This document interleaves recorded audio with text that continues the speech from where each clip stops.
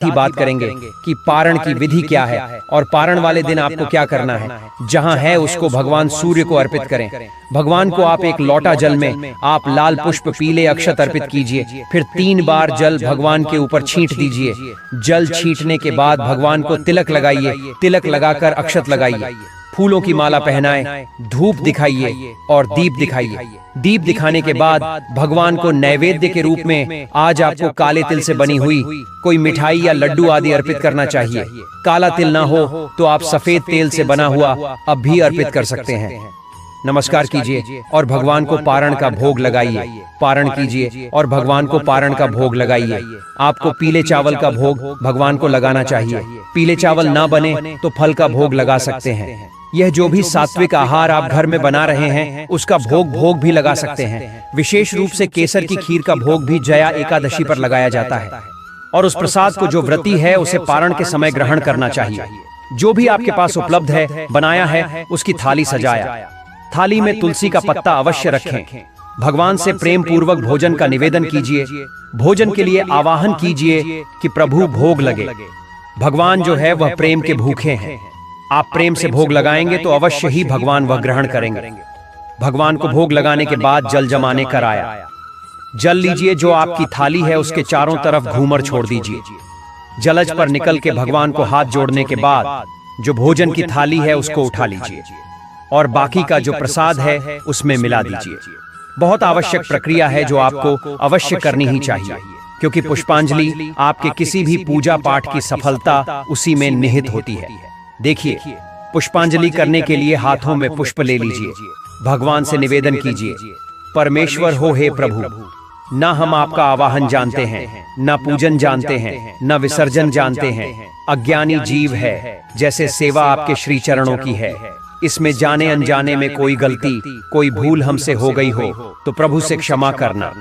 आप दया सिंधु है, हम आपके दर के भिखारी हैं। हमारे पास आपको अर्पित करने के लिए कुछ भी नहीं है। तन मन धन सब आप ही का है। हमारे पास क्या है? जो भी कुछ हमारे पास है इसे आप स्वीकार करें और दया का आशीर्वाद प्रदान करें। एकादशी के व्रत में द्वादशी के दिन ब्राह्मण भोजन का बड़ा महत्व है।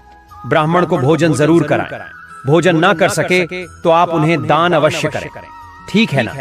तो चलिए दोस्तों, अब हम जानते हैं कि जया एकादशी किस दिन मनाई जाएगी। दृक पंचांग के अनुसार माघ महीने के शुक्ल पक्ष की एकादशी तिथि की शुरुआत 7 फरवरी को रात 9:26 पर होगी और अगले दिन 8 फरवरी को रात 8:60 पर होगी। 15 मिनट पर समाप्त होगी। ऐसे में उदया तिथि के अनुसार 8 फरवरी 2025 को जया एकादशी मनाई जाएगी। चलिए दोस्तों, अब हम जानते हैं जया एकादशी की कथा। पौराणिक कथा के अनुसार जब धर्मराज युधिष्ठिर भगवान श्री कृष्ण से पूछते हैं कि माघ मास की एकादशी का क्या महात्म्य है, तो भगवान श्री कृष्ण कहते हैं कि इसका नाम जया एकादशी है। इस एकादशी पर व्रत करने से मनुष्य को भूत पिशाच की योनि का भय नहीं रह जाता है। इसी विषय में कथा सुनाते हुए भगवान कृष्ण कहते हैं कि एक बार नंदन वन में उत्सव चल रहा था। इस उत्सव में सभी देवतागण, सिद्ध संत और दिव्य पुरुष उपस्थित थे। इस उत्सव कार्यक्रम में गंधर्व गायन कर रहे थे एवं गंधर्व कन्याएं नृत्य कर रही थीं। उसी समय नृत्यांगना पुष्पवती सभा में गायन कर रहे माल्यवान नाम के गंधर्व पर मोहित हो गई। अपने प्रबल आकर्षण के कारण वह सभा की मर्यादा को भूल गई और इस प्रकार नृत्य करने लगी कि माल्यवान उसकी ओर आकर्षित हो जाए। माल्यवान भी उसकी ओर आकर्षित हुए बिना न रह सका। परिणामवश वह अपनी सुध बुद्ध खो बैठा और सुरताल भूल गया, जिसके कारण वह गायन की मर्यादा से भटक गया। इन दोनों की इस अपकर्म से देवराज इंद्र को क्रोध आ गया। उन्होंने दोनों को श्राप दिया कि वे स्वर्ग से वंचित हो जाएं और पृथ्वी पर अति नीच पिशाच योनि को प्राप्त हो। श्राप के प्रभाव से दोनों पिशाच बन गए और हिमालय पर्वत पर एक वृक्ष पर अत्यंत कष्ट भोगते हुए रहने लगे। एक दिन दोनों अत्यंत दुखी थे, जिसके चलते उन्होंने सिर्फ फलाहार किया और उसी रात्रि ठंड के कारण उन दोनों की मृत्यु हो गई। संयोग से उस दिन माघ शुक्ल पक्ष की एकादशी तिथि थी। इस प्रकार से अनजाने में जया एकादशी का व्रत हो जाने के कारण दोनों को पिशाच योनि से मुक्ति प्राप्त हो गई, जिसके बाद वे पहले से भी अधिक सौंदर्यवान हुए और पुण्य स्वर्गलोक में स्थान प्राप्त हुआ। देवराज इंद्र दोनों को देखकर आश्चर्यचकित हो गए। तब उन्होंने पूछा कि वे श्राप मुक्ति कैसे हुए, जिस पर गंधर्व ने बताया कि यह भगवान विष्णु की जया एकादशी का प्रभाव है। दोस्तों, बहुत हद तक यह संभव है कि आपके कुंडली में मौजूद ग्रह नक्षत्र आपके अनुकूल नहीं चल रहे हैं, या आपके कुंडली के किसी भाव में कोई ग्रह उग्र स्थिति में है, जिसके कारण आपको जीवन में परेशानियों का सामना करना पड़ रहा है। तो दोस्तों, इसके निवारण के लिए ज्योतिष शास्त्र में खास तौर पर बसंत पंचमी के दिन ही किए जाने वाले कुछ बेहद ही चमत्कारी उपाय बताए गए हैं। तो देखिए, आपको करना क्या है कि बसंत पंचमी से एक दिन पूर्व यानी चतुर्थी तिथि को तुलसी मैया की विधिवत पूजा करने के बाद थोड़ी सी जड़ निकाल लें। अब एक दिन पूर्व हम इसलिए कह रहे हैं क्योंकि बसंत पंचमी के दिन इस बार रविवार का दिन पड़ने जा रहा है, और जैसा कि आप सभी जानते ही हैं कि रविवार के दिन हमें तुलसी मैया को ना तो जल अर्पित करना चाहिए और ना ही उन्हें स्पर्श करना चाहिए, ठीक है ना? अब उसी जड़ को आपको माता सरस्वती के समक्ष रखकर उसकी पूजा करनी है। पूजा करने के बाद उस जड़ को लाल रंग के कपड़े में लपेटकर ताबीज बना लें। फिर इसे लाल रंग के धागे में पिरोकर गले या कलाई में बांध लें।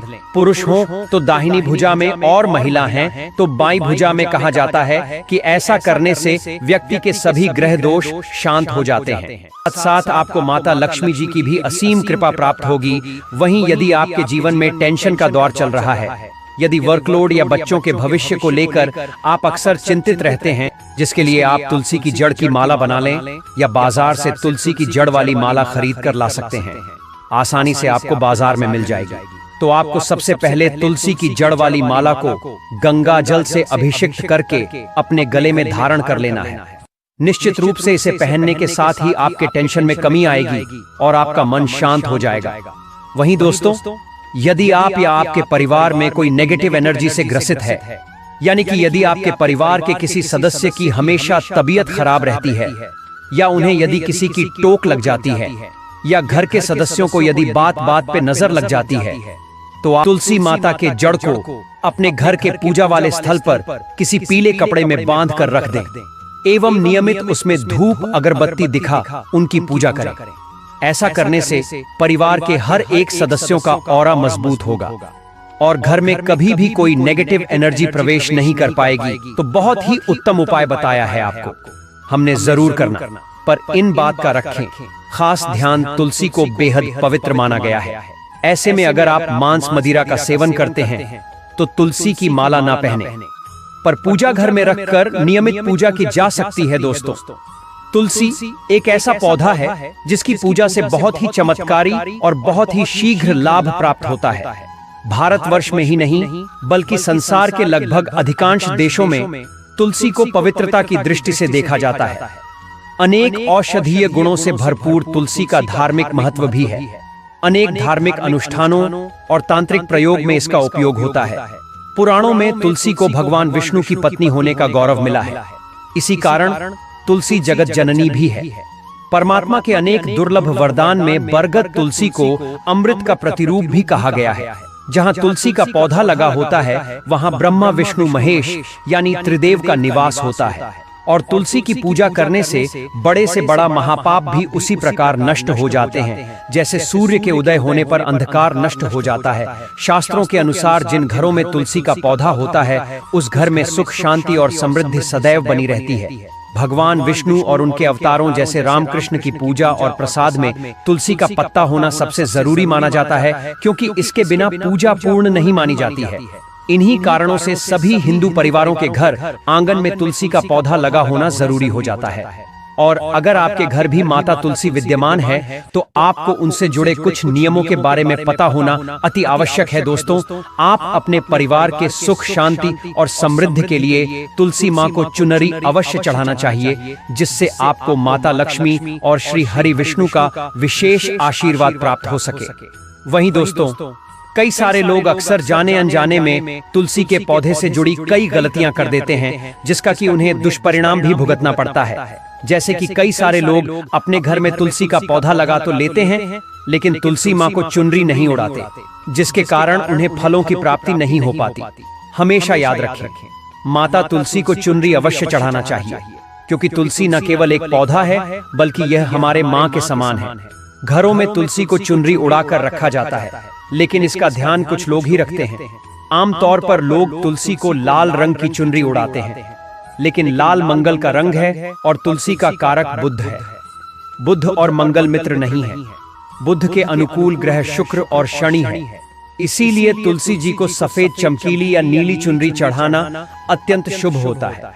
कई लोग यह भी गलतियां करते हैं कि तुलसी की चुनरी काफी पुरानी हो जाती है या फट जाती है, लेकिन लोग उन्हें बदलते नहीं हैं।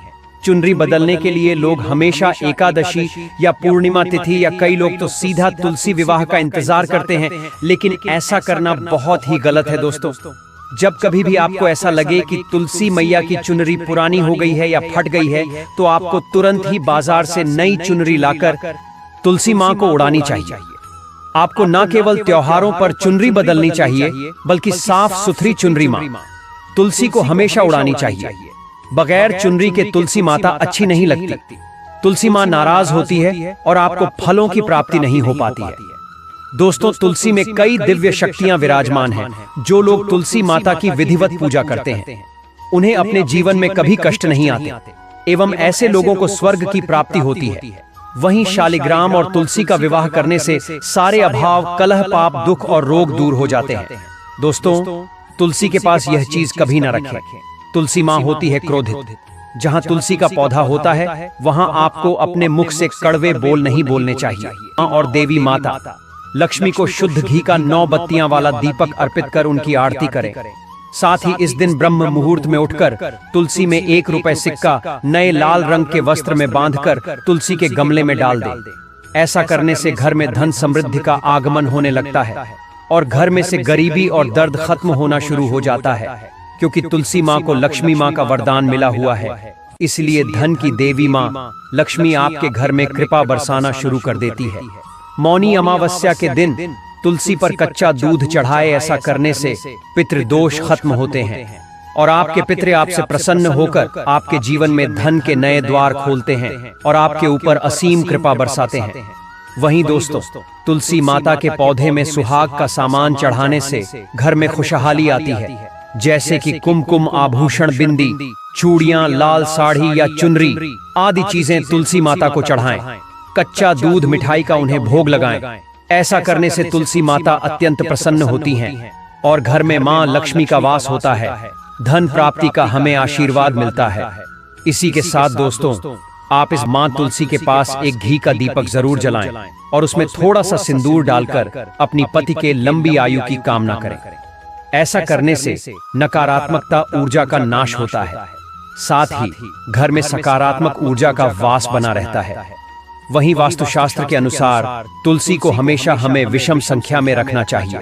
इसलिए अपने घर में एक 3 या 5 तुलसी के पौधे रखें। ऐसा करने से समस्त वास्तु दोष दूर होता है। अगर आपके घर में तुलसी का पौधा नहीं है, तो इस दिन तुलसी का पौधा घर लाना शुभ होता है। साथ ही इस दिन विधि विधान से की गई पूजा बहुत फलदायक सिद्ध होती है। इसलिए अगर आपके घर में तुलसी का पौधा नहीं है, तो इस दिन तुलसी माँ को अपने घर ले आए। पर आपको कहीं से तुलसी के पौधे को उखाड़ कर नहीं लाना है। ऐसा करने से आपको दोष भी लग सकता है। हाँ, आप तुलसी के पौधे को गमला सहित खरीदकर अपने घर ला सकते हैं। उसमें कोई भी दिक्कत वाली बात नहीं है। ज्यादातर घरों पर रामा तुलसी ही लगाई जाती है, जो हरे रंग की होती है। इस तुलसी के पौधे को उज्ज्वल तुलसी, श्री तुलसी और लकी तुलसी भी कहा जाता है। कहते हैं रामा तुलसी घर में लगाने से हमारे जीवन के सारे कष्ट दूर होते हैं और सुख, समृद्धि और खुशहाली से पूरा घर भर जाता है। इसी के साथ दोस्तों, बसंत पंचमी के दिन आटे से बना हुआ दीपक का भी अपना एक अलग ही महत्व होता है, क्योंकि आटे के दीपक को सबसे ज्यादा शुभ और पवित्र माना जाता है। आटे का दीपक तुलसी के नीचे जलाने से आपको मां लक्ष्मी के साथ मां अन्नपूर्णा और श्री हरि विष्णु जी का भी आशीर्वाद मिलता है। अगले दिन इस दीपक को आप गाय को खिला दें। इस उपाय से शुभ फल के साथ आपकी आर्थिक स्थिति भी मजबूत होगी। और इस दिन तुलसी पर यदि आप घी का दीपक लगा रहे हैं, तो उसे लगाने से पूर्व उसमें थोड़ा सा अक्षत अवश्य डालें और दीपक जलाएं। इस उपाय से दरिद्रता दूर भागती है और मां लक्ष्मी प्रसन्न होती है। बसंत पंचमी के दिन लाल कपड़े में तुलसी के पत्ते लपेटकर घर की तिजोरी में रखें। फिर पूजा के दौरान उन पत्तों को मां लक्ष्मी एवं भगवान विष्णु के चरणों में अर्पित करें। इसके बाद तुलसी के पत्तों के साथ 1 रुपए का सिक्का लाल कपड़े में लपेटकर अपने पर्स में रख लें। इससे धन लाभ के योग बनने लगेंगे।